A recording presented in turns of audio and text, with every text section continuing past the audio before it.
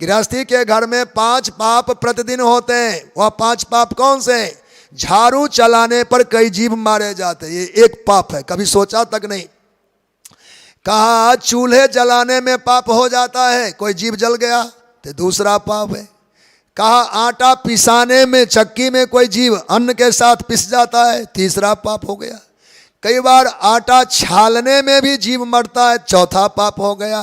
और 5वां पाप बताया है पानी का, जहां हम लोग स्थान बनाते हैं, जहां मटका रखें, बाल्टी रखें, तो उन साधनों के नीचे दबकर, ये साधारण पाप है जिसको सोचा नहीं जा सकता। इन 5 पापों की दवा में पंचबली है, ना कि यह कोई श्राद्ध पक्ष का कोई विधान है। तो प्रतिदिन करने के नियम है। हमारे अन्न शुद्ध हों इसके लिए क्या करें? पंचबली करें। गाय का पहला भाग, देव का दूसरा भाग, काक का तीसरा भाग, श्वान का चौथा भाग, और पिपीली का नाम है मकोड़े का, उसका 5वां भाग निकालना चाहिए। तो 5 पापों का निवारण हो जाएगा। ये 5 पापों की दवा बताई, ना कि पितृपक्ष में। तो ये परंपरा को हम लोगों ने भुला दिया है। 5 पासून नाम पाप का है। 5 सूना गृहस्थस्या, प्रत्येक गृहस्थी के घर में 5 पाप होते ही हैं। और इन 5 पापों से छूटने के लिए कम से कम 5 रोटी तो निकालो। 5 रोटी के सामर्थ्य ना दिखे तो 1 रोटी के 5 टुकड़े कर लो। सामर्थ्य तो रकम के हिसाब से तो है, पर बनाने में जोर लगता है। आज धनियों के घर में रोटियां गिन के बनती है। वो पूछेंगे कि आप कितना खाएंगे, टेबल पर पूछ के सबसे आ जाएगा। कहा हम 3 खाएंगे, हम 4 खाएंगे, गिनती गया, इतना आया, उतनी ही रोटी बनती है। कोई अभागा हमारे जैसे साधु आ जाए तो भूखे मर जाए, खिलाएगा कहाँ से? तो बनाया ही गिन के है।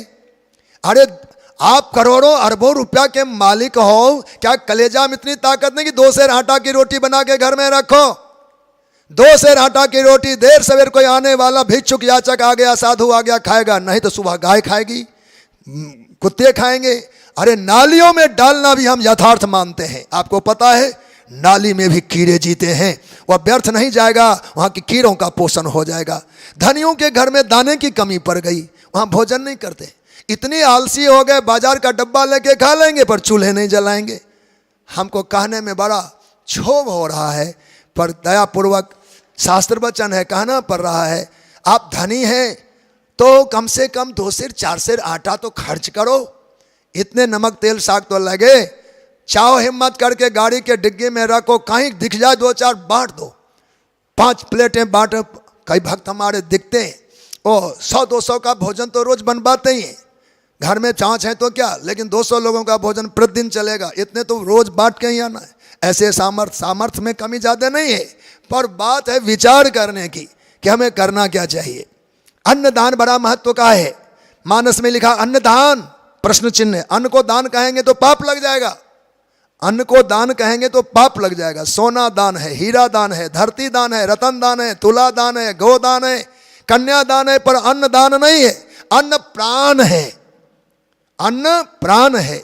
अन्न का दान यानी प्राण का दान। अन्नद प्राणद प्रोक्ता प्राणदश्चापि सर्वदः। जिन्होंने अन्न दान किया मानो उन्होंने प्राण दान किया। जिन्होंने प्राण दान दिया उसने सब कुछ दान दिया।